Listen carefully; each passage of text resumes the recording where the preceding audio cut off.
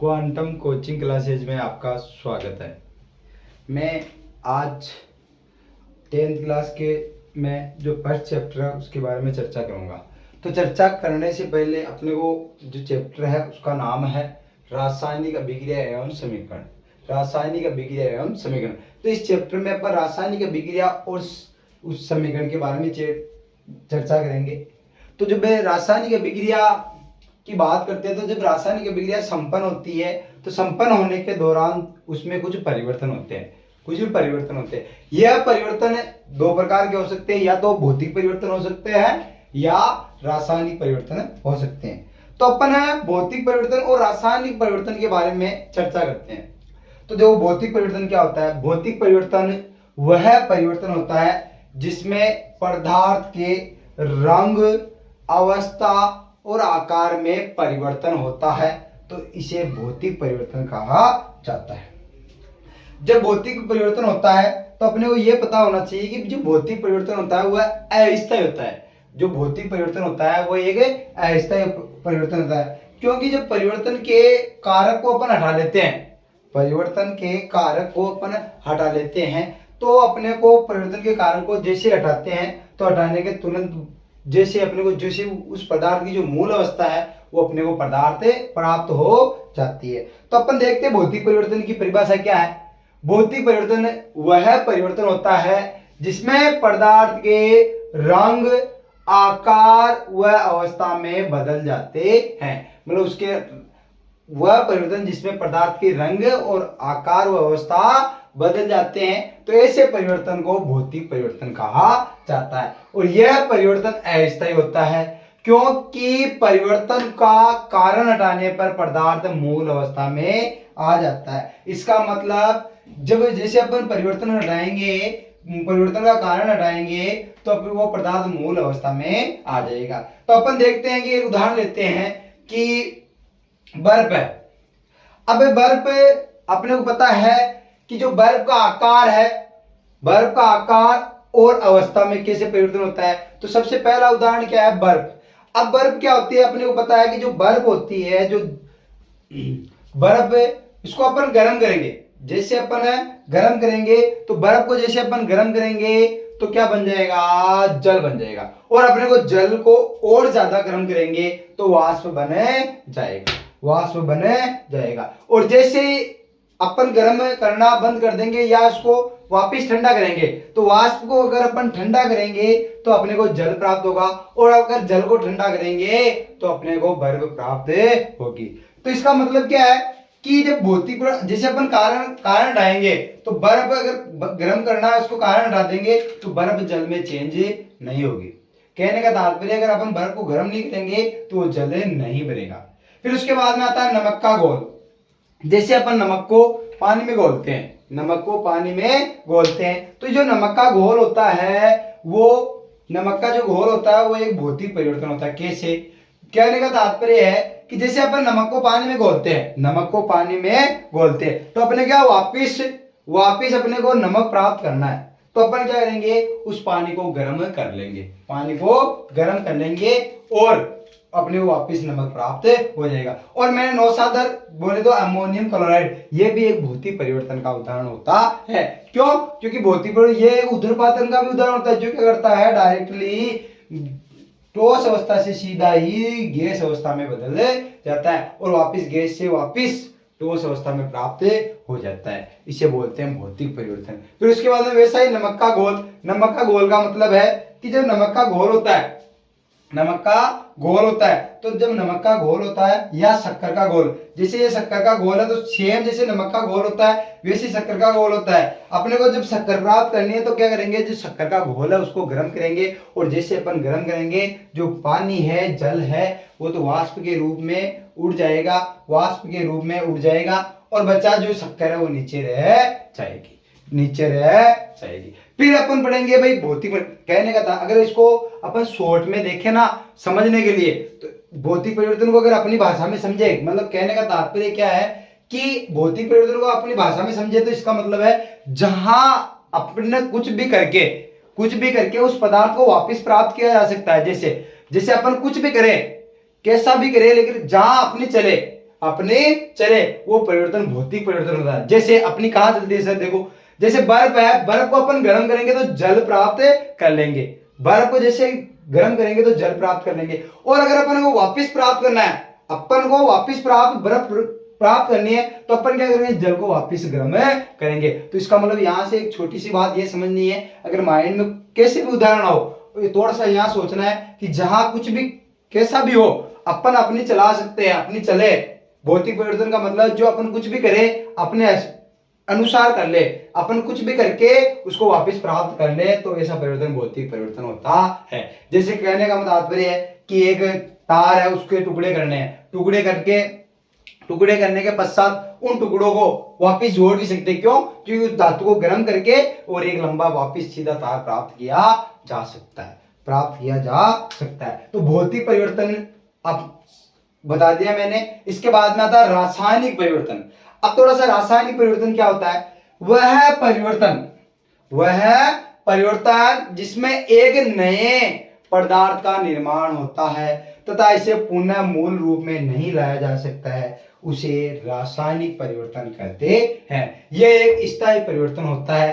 कहने का तात्पर्य है कि एक रासायनिक परिवर्तन वह परिवर्तन होता है जिसमें नए पदार्थ का निर्माण होता है। इसमें मतलब रासायनिक परिवर्तन जैसे गंध है, गंध में अगर परिवर्तन हो गया तो अपन वापस से नहीं कर सकते। और ये कैसा होता है, स्थायी परिवर्तन होता है। तो इसकी परिभाषा देखते हैं, वह परिवर्तन जिसमें एक नए पदार्थ का निर्माण होता है तथा इसे पुनः मूल रूप में नहीं लाया जा सकता है, उसे रासायनिक परिवर्तन कहते हैं। और यह परिवर्तन स्थायी परिवर्तन होता है।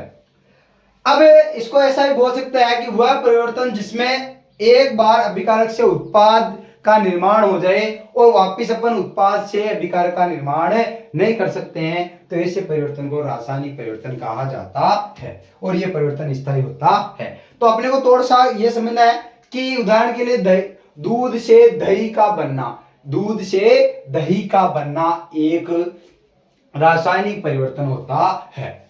फिर उसके बाद में लकड़ी से कोयला बनाना, जैसे अपने बताया लकड़ी में कार्बन होता है, और जैसे अपन कार्बन को करेंगे तो लकड़ी को अपन जलाएंगे तो राख प्राप्त होगी। जैसे CO2 का निर्माण, लकड़ी में क्या होता है, कार्बन को जलाएंगे, तो जैसे कार्बन को जलाएंगे तो लकड़ी का क्या बन जाएगा, कोयला बन जाएगा। और क्या होगा, C+O2 2 gives CO2 और एक CO2 का निर्माण। अब अपने को रासायनिक परिवर्तन में यह देखना है कि रासायनिक परिवर्तन में क्या देखना है कि भाई जितनी भी रासायनिक अभिक्रिया होती है वो रासायनिक परिवर्तन का उदाहरण होता है।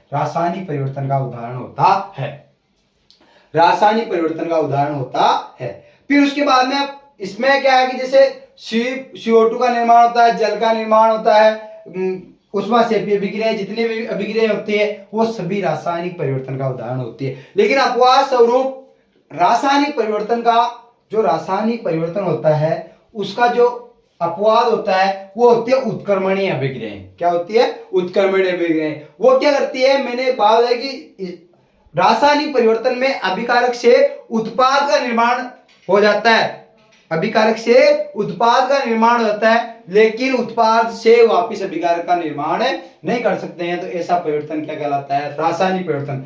तो जब रासायनिक परिवर्तन की बात करते हैं, तो जो रासायनिक परिवर्तन में एक अभिक्रिया होती है जो रासायनिक परिवर्तन को फॉलो नहीं करती है, तो वो क्या है, अपवाद है।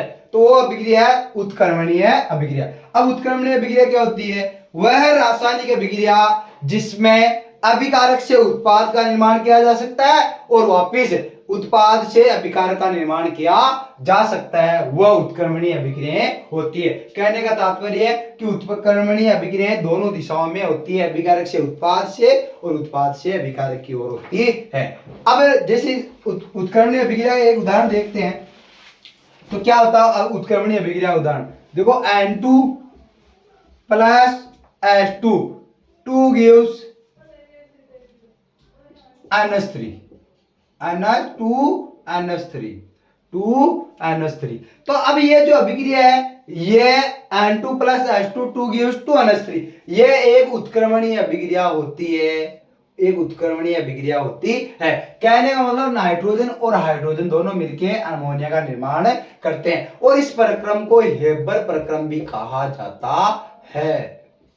तो अपने को यहां से पूछ ले कि भाई हेबर प्रक्रम में रासायनिक परिवर्तन को प्रदर्शित करता है, वेबर प्रक्रम रासायनिक अभिक्रिया को प्रदर्शित नहीं करता है। इसका मतलब उत्क्रमणीय अभिक्रिया रासायनिक परिवर्तन की अपवाद होती है।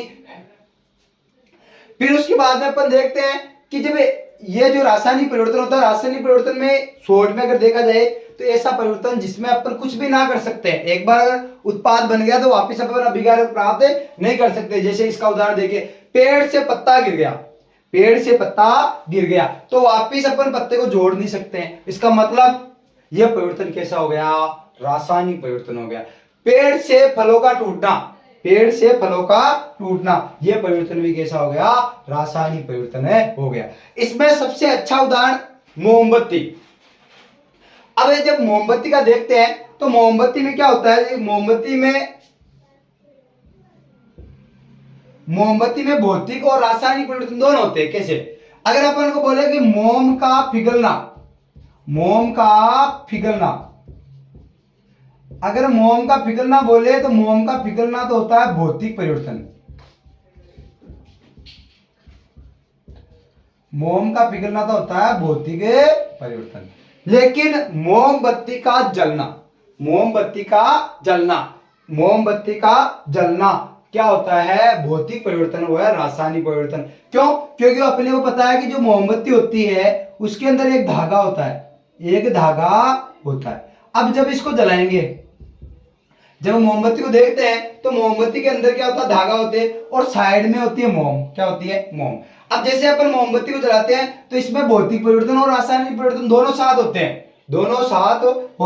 तो अपने को ये थोड़ा सा ध्यान रखना है कि जब अपन मोमबत्ती को जलाते हैं तो एंड में क्या होता है, जो मोम होती है वो ये नीचे जमा हो जाती है, और तो ये हो गया भौतिक परिवर्तन। लेकिन अपने को पता है कि मोमबत्ती के अंदर एक धागा होता है और जब धागे को धागा जल जाता है तो ये परिवर्तन हो जाता है रासायनिक परिवर्तन। इसलिए कहा जाता है कि जो मोमबत्ती का जलना भौतिक व रासायनिक परिवर्तन दोनों होता है। थोड़ा सा अच्छा ध्यान रखना है इसका कि अगर भौतिक परिवर्तन दिया जाए तो भौतिक परिवर्तन का मतलब है मोमबत्ती का जलना भौतिक व रासायनिक परिवर्तन दोनों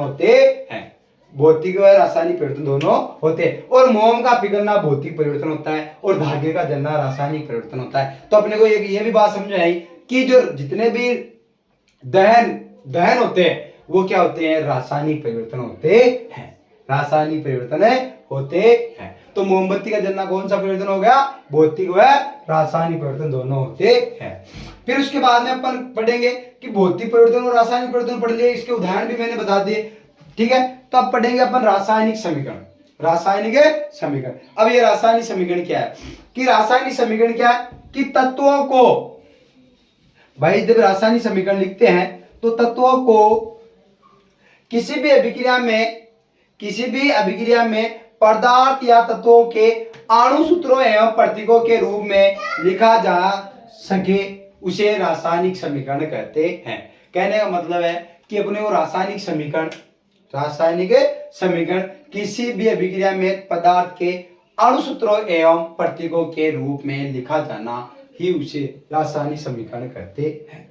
कहने वाला अपने को यह भी पूछ सकता है कि तत्वों को रासायनिक समीकरण में क्यों लिखा जाना चाहिए। तो अपने का थोड़ा सा यह है कि जब अपन तत्वों को रासायनिक समीकरण में लिखा जाता है तो तत्वों को उसके प्रतीकों के रूप में लिखते हैं, तो उसमें क्या होता है, शॉर्ट में मतलब कम समय में अपन उसको लिख सकते हैं। जैसे अपन इस देखते हैं, जैसे सी बोले तो कार्बन, इसको हिंदी में कार्बन लिखते हैं, लेकिन इसको अगर प्रतीक के रूप में लिखे तो सी होता है। और इसको बोलते हैं ऑक्सीजन, अगर इसको प्रतीक में लिखेंगे तो O2 लिखेंगे। और जब इनकी रिएक्शन करते हैं इसको बोलते हैं कार्बन है डाइऑक्साइड, लेकिन इसको प्रतीक में लिखते हैं CO2। इसका मतलब रासायनिक समीकरण को क्या है कि तत्वों या पदार्थों को उसको प्रतीकों के रूप में लिखना ही रासायनिक समीकरण कहलाता है।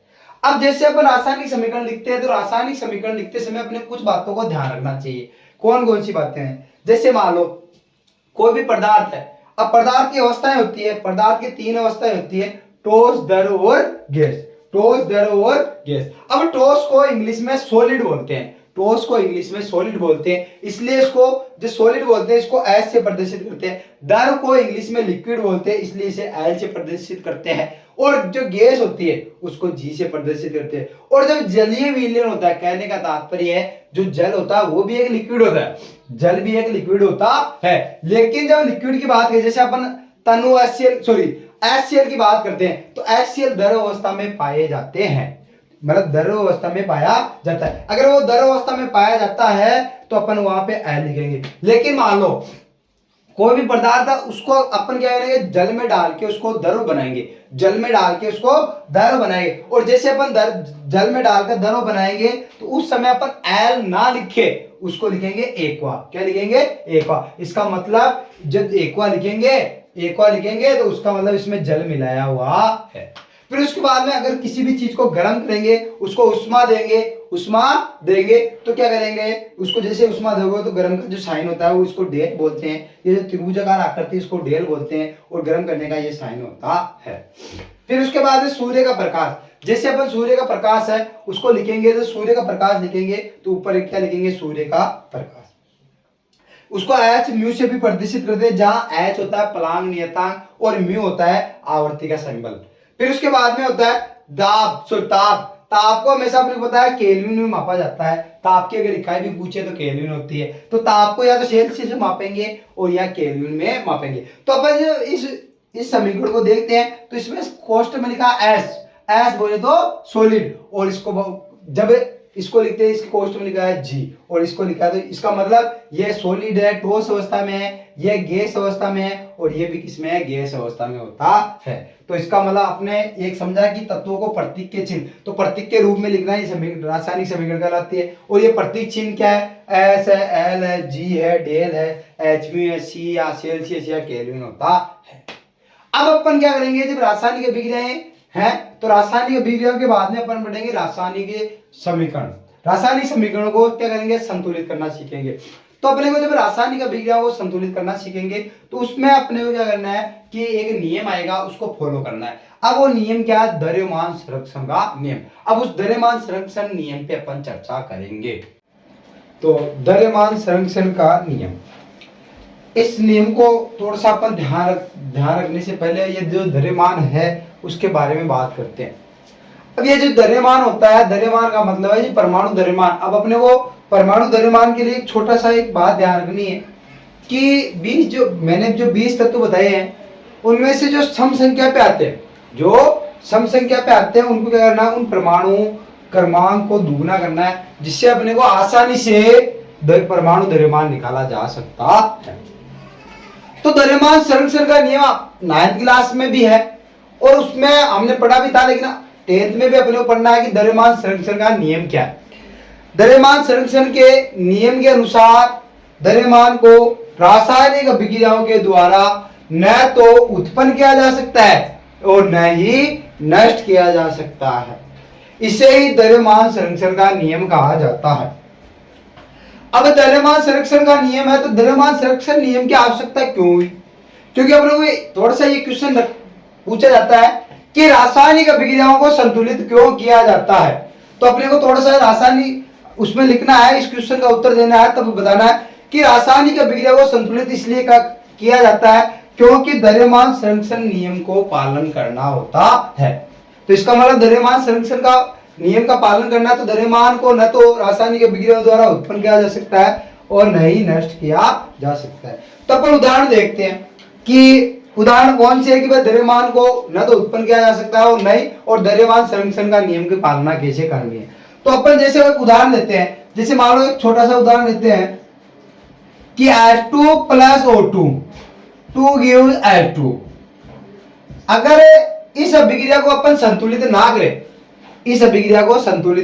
ना करें तो यह द्रव्यमान संरक्षण के नियम को पालन नहीं करती है। देख कैसे, अपने को पता है कि जो हाइड्रोजन है, हाइड्रोजन का जो परमाणु भार होता है वो 1 होता है, और यहाँ पे 2 हाइड्रोजन है तो कितने हो गए, 2।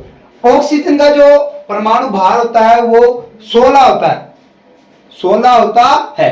तो एक ऑक्सीजन का जो परमाणु भार होता है वो 16 होता है, तो 2 के कितने हो गए, 32।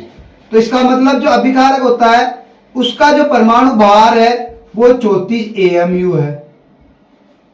अब देखते हैं उत्पाद में एक हाइड्रोजन का जो वजन है या परमाणु द्रव्यमान है वो 1 होता है। तो यहां पे देखते हैं दो एक हाइड्रोजन है 1, तो 2 के कितने हुए 2, तो 2 इंटू 1 प्लस 16, तो कितने हुए 18। इसका मतलब ये अभिकारक का जो परमाणु द्रव्यमान अलग होता है और उत्पाद का परमाणु द्रव्यमान अलग है।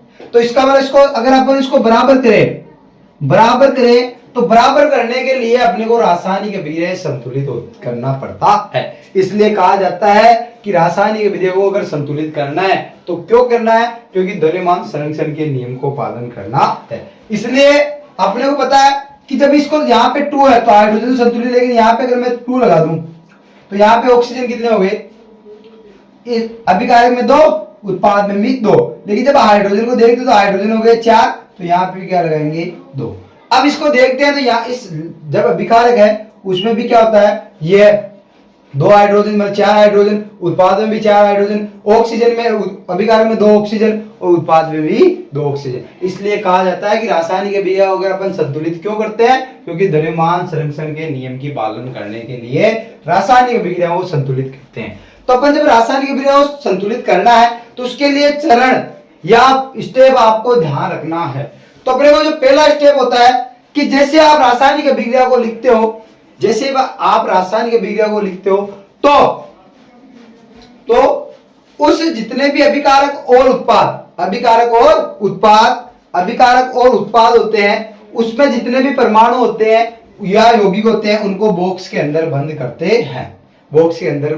करते। तो मैं एक बार बोलता हूं कि अभिकारक क्या होता है। अभिकारक ये जो तीर का जो साइन है उसके जो लेफ्ट साइड होता है वो अभिकारक होता है। जिस दिशा में तीर की दिशा होती है उस दिशा में हमेशा उत्पाद होता है। तो इसका मतलब यहाँ पे ये तो अभिकारक और ये क्या है, उत्पाद है। तो ये जो अभिकारक है और ये उत्पाद है, इसमें जितने भी जो परमाणु है या तत्व है उनको क्या करना है, पहले बॉक्स में बंद करना है। और क्या करना है, इस बॉक्स के अंदर कोई परिवर्तन नहीं करना है। तो पहला स्टेप क्या है, रासायनिक समीकरण लिखकर प्रत्येक सूत्र के चारों ओर बॉक्स बनाते हैं। तो इसकी जब रिएक्शन कराते हैं तो Fe plus H2O2 gives Fe3O4 plus H2।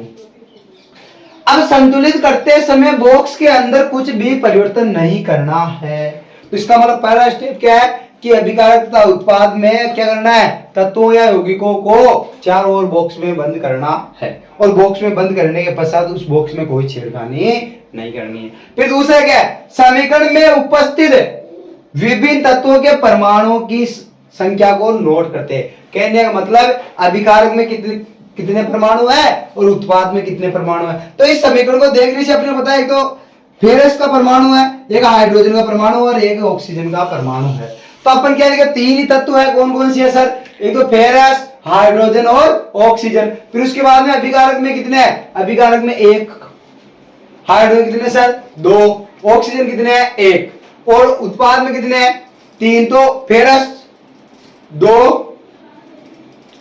Oxygen और 4 ऑक्सीजन, सॉरी उत्पाद में देखते हैं 3 तो फेरस, 4 ऑक्सीजन और 2 हाइड्रोजन होते हैं। इसका मतलब अब पहले दूसरा स्टेप क्या है, अभिकारक और उत्पाद में परमाणुओं की संख्या को लिखते हैं। और तीसरा स्टेप क्या करना है कि तीसरा स्टेप लिखने से पहले अपने को यह ध्यान करना है, अभिकारक या उत्पाद दोनों में से जो यौगिक सबसे बड़ा है, जिस यौगिक में परमाणुओं की संख्या ज्यादा है उस यौगिक को पहले संतुलित करेंगे। जैसे Fe3O4 है, Fe3O4 है, इसमें क्या है Fe जो 3 है, इस सबसे बड़ा यौगिक कौन सा है, ये। और इस यौगिक में सबसे पहले किसको संतुलित करेंगे अपन, फेरस को, क्योंकि फेरस परमाणु की संख्या सबसे ज्यादा है। तो इसमें 3 हो गई। फिर उसके बाद में देखते हैं इस सबसे बड़ा जो यौगिक है उसमें इस यौगिक को सबसे पहले संतुलित करना है। सबसे अधिक परमाणु वाले तत्व को अभिकारक या उत्पाद, अभिकारक तथा उत्पाद की साइड को निश्चित संख्या से गुणा करके संतुलित किया जाता है। इसका मतलब सबसे ज्यादा कौन सा है, पहले ऑक्सीजन, तो ऑक्सीजन को अपन क्या करेंगे भाई, ऑक्सीजन की संख्या ज्यादा है तो ऑक्सीजन परमाणु सबसे पहले संतुलित करेंगे। तो यहाँ पे आप क्या लगा दिया 4। तो इसका मतलब इस रिएक्शन को ऑक्सीजन कितने हो गए 4 और उत्पाद में ऑक्सीजन भी कितने हो गए 4। अब जो फोर्थ स्टेप है, जैसे आपने थर्ड स्टेप किया वैसे शेष तत्वों को भी क्या करो आप संतुलित करो। तो इसका मतलब सभी तत्वों के परमाणु को स्टेप थर्ड की भांति संतुलित करना है। तो इसका मतलब जो बचे हैं, यहाँ पे फेरस कितना है 3 और यहाँ पे कितना 1, तो इसको 3 से मल्टीप्लाई कर दिया। फिर उसके बाद में ऑक्सीजन यहाँ पे कितना है 4 अभिकार्य में और यहाँ पे कितना है 4। इसका मतलब हाइड्रोजन कितने यहाँ पे 8 हो गए, तो इसके बाहर भी क्या लिख दे 4।